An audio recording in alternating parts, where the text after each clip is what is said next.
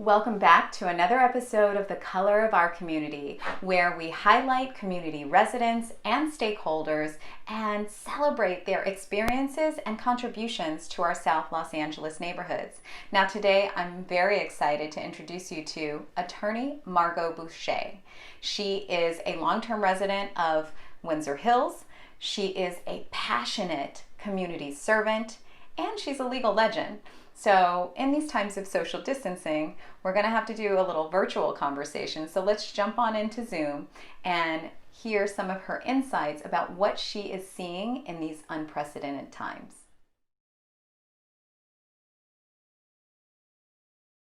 So today we are joined by Margo Bouchet, attorney at law. She's a family lawyer, family law lawyer here in Los Angeles, and specifically serving mostly the South Los Angeles area. So Margo, thank you so much for joining us today on Color of Our Community. Thank you so much, Tisha Green, for having me on your program. I'm an admirer of you for years. Oh, you're so sweet. And ditto, you have been one of my mentors throughout the many, many years we've known each other. So I'm really happy to have you share with our viewers and share a little bit about who you are and what you do and who you do it with, and also maybe a little context about what's going on currently in this pandemic situation as it relates to your practice. So let's just start a little bit about how long you've been practicing, what your practice areas are, and the community that you typically serve.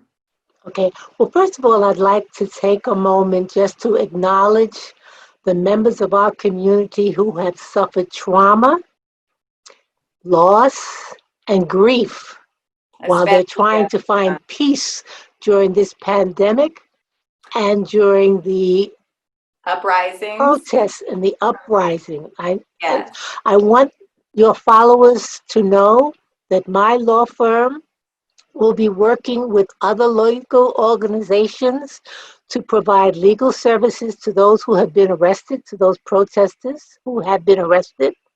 We will also be empowering and helping people to engage and encouraging people to register and vote. If they don't understand how important that is now, more than ever, because we see what happens when people don't come out to vote, and we can't leave anything to chance. And so not at all. We have to have our voices heard, not only on the streets, but in the ballot boxes as well. So Thank you for that. Thank you for that. Okay, and I wanted to say that because although I'm a family lawyer, I have practiced criminal law in the past, and I will be donating my services to help those persons who have been arrested for peaceful protesting. Peaceful, very good, very good. We just need that to be said. Now, in response to your... We need that support in our community. We need that support of this movement and this systemic change that really, really is long time coming. Too long. Overdue. Absolutely. And I don't know if you read the news today, but the NFL commissioner has apologized to the NFL players for kneeling in protest. I'm so pleased that he has finally come around. What a sea change. What a sea change. And I think it is moments like this that are an inflection point for us to see. Maybe if you were tunnel vision before, this now broadens your scope and your awareness of what is really going on out here and what the experience is. Maybe not something you can relate to personally, but now I think it's this experience that folks of color are having in our community is now more accessible to folks who aren't of color. It's hopefully helping them to see it through our lens. Yes. And that's what's so much needed. And I think that you really can't argue with the injustice of things. And so it is a perspective that's needed to really create the systemic and cultural changes that are needed to sustain the systemic policy changes to start to equalize things and make it a better place for us to live. Right. All of us. Now, in response to your question, I've been practicing at least 40 years. I stopped counting, but it's at least 40 years, and I hate to say that. So very seasoned and very experienced. Those are good things. Those are good things. When I'm hiring a professional, I would like somebody who's got some experience. Thank you for that. Recently, someone said that I looked very young. They said, "Oh, you look like you were like 25 and you didn't have enough experience to represent us." And I was like, "Whoa, thank you for the compliment, but I am seasoned as well." You know what they say, black don't crack. All right, all right. But they're So, right. You look so young and youthful. It's deceiving, but I know how experienced you are. yes, yeah, I do have a lot of background in real estate in different aspects as well. So, and you and I have collaborated before, not only on clients, legal matters, and in real estate matters. So I do appreciate that collaboration over the years as well. Right, right. Like I said, I've been practicing quite a while. I used to have an office in Inglewood. I've had offices all over, but primarily I service clients in the South Central area, wherever Right. my office may be. My And services are available to the South Central residents. fantastic. And that's the core of your client base typically. Yes, And I know also you're a longtime resident of the area as well, just like me, I am. or longer. Or longer. Fantastic. Right. So we And not appreciate. not too long ago, I was honored. That's to show you how long I've been practicing. I was one of the founding members of the Black Women Lawyers, and I Yes. think we had a 40-year anniversary not too long ago, maybe even more than that now. And I was honored by Langston Bar Association and inducted into the Hall of Fame. So I've got a few years under my belt. I know this is we've got a Hall of Famer here on the program. So that's fantastic. So again, seasoned and very experienced. So that's the kind of lawyer that you want. So let's talk a little bit about what is going on now. So during this, so your practice areas for you primarily are family law. You have had some experience in criminal, but you don't do that primarily anymore. No. Primarily, I do family law. I prepare living trusts and wills, and I do a smattering of real estate matters. Sometimes people are litigating over real estate, and I'll do a bit of that. But primarily, I am family law, living trusts, probate, and conservatorships. Right, and Anything that's there's dealing always with the overlap. family. Yeah, I said there's always overlap in those two areas, the family law and the probate and estate planning with the real estate, which is Right.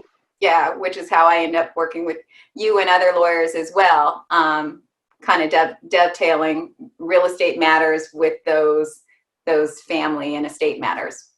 So Exactly.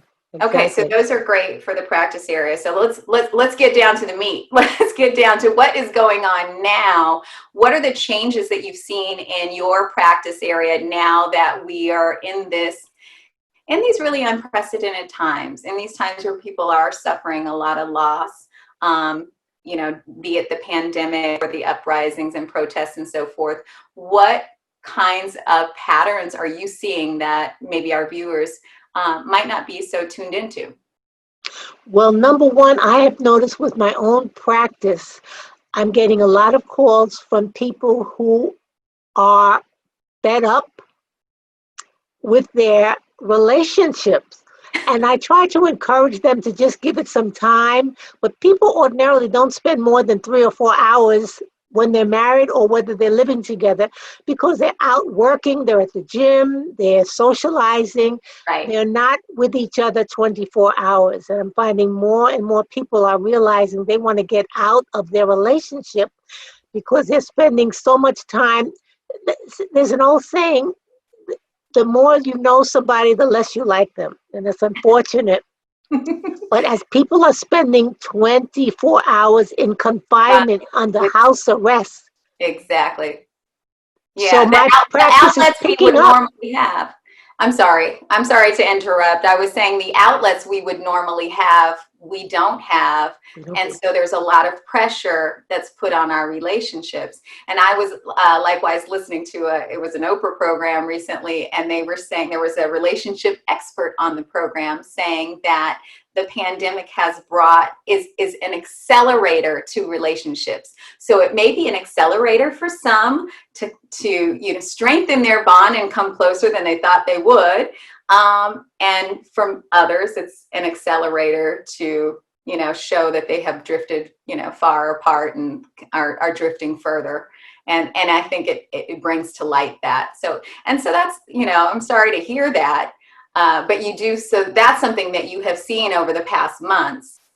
Past couple of months, right? Months. Yes. I've also seen an increase in calls concerning domestic violence, where in the past, people, although they had experienced the domestic violence, the abuser, more often than not, is away from the home, working or doing something. Right. The abuser has many times lost their job. So there's or they're working from home.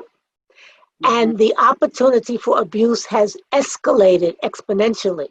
So we're seeing a lot more people filing, or at least inquiring, if not filing, for domestic violence. And that's, even though our courts have been essentially closed, right, it has remained open for domestic violence filing and hearings. So when you say a domestic violence filing, what does that entail? Is that a criminal procedure? Is that a civil procedure? What are you filing, and what is the action? Primarily, I'm filing family law. They call it domestic violence restraining orders, and that's in the family law section. Okay. Now, you can also have a civil harassment, which is primarily not for people who are living together. Right.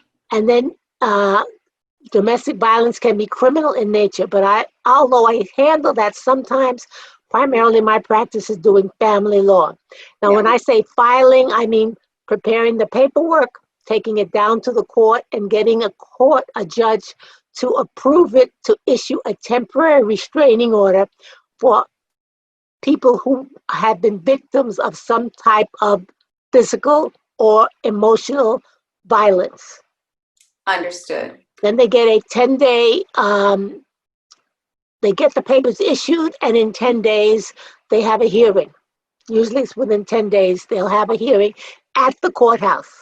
The courts are only allowing the people in the court who have domestic violence restraining orders. Right, because there's some urgency there, which is great, because I just referred somebody else to an attorney recently, and they were talking about probably another 3 or 4 months before they would be able to get into court. So at least folks who are listening now, if they are in these kinds of situations, they are well advised to know that some relief is available, possible and available within a reasonable amount of time. Right. So that's good to hear. That's good to hear. And then as it relates to those other matters with the divorce situations and people who are exploring divorce, what are the logistics now that we are in this stay at home? Well, I will just tell you from my own practice, although I've been communicating with other family lawyers, our hearings, which were scheduled for March, April, or May, were continued to September and October. Right. I have some matters that have been continued to 2021. Wow. Now, of course, the clients are not pleased, but the courts are backlogged because of all the cases that had to be continued. Right. Okay. And so that's like similar to people who are doing like elective surgeries. They're not doing those at this time now, and those are getting postponed for the more exigent circumstances. That's right. In the medical field. And so we're talking about courts being open only for more exigent circumstances like the domestic violence. Exactly. Pushing along. But those who are along that route, they can still seek out consult, right? Of course. Because there are time frames that go along with this if people are splitting up, right? And a clock that needs to start ticking. You want to add a little bit, or? To a certain extent. Number one, the courts have relaxed the tolling statutes that may be required. For example, if there's some discovery that's got to be submitted in a certain time frame, the courts have relaxed that. But as far as somebody filing for divorce, there really isn't a time limit. You can't be divorced in less than 6 months after the other side has been served. But there's no real time limit other than the fact that the courts want a divorce finished in 5 years or less. Are you able to serve for divorces and start that 6-month time limit now during this period? Yes. Okay.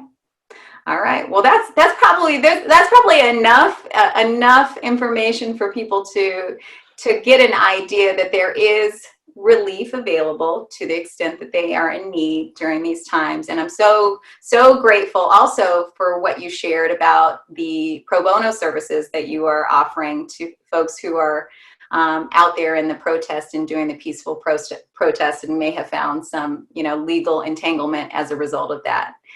So I did hear, I believe, that in California, they're going to not really be, even though people have been arrested, it's my understanding that they're not going to prosecute the low-level protester. Right. Now, obviously, if you're caught with a TV or Jordan shoes that don't belong to you, or setting something on fire, it might be a little higher offense. Or the iPhones, which are being tracked. Goodness. Yeah, there are a lot of legal issues out there right now, suffice to say. But I really do appreciate you sharing some of your time and your experience with us today. And I hope that our viewers were able to learn a little bit more about what the current issues are. And, should someone want to seek counsel or advice from you during this time, what would be the protocol for that? Well, number one, I encourage them to go to my website to learn about me. My website is www.margobouchet.law.com. My telephone number, 888-909-9140. We are offering in-person consultations. We provide a mask and hand sanitizers and gloves. Very good. I prefer for the Zoom or Skype or FaceTime consultation. But either way, we're available and ready to assist. Fantastic. Thank you again for joining us, Margo. We really appreciate you and all of your years of service in our community. And thank you for all you do, Tisha.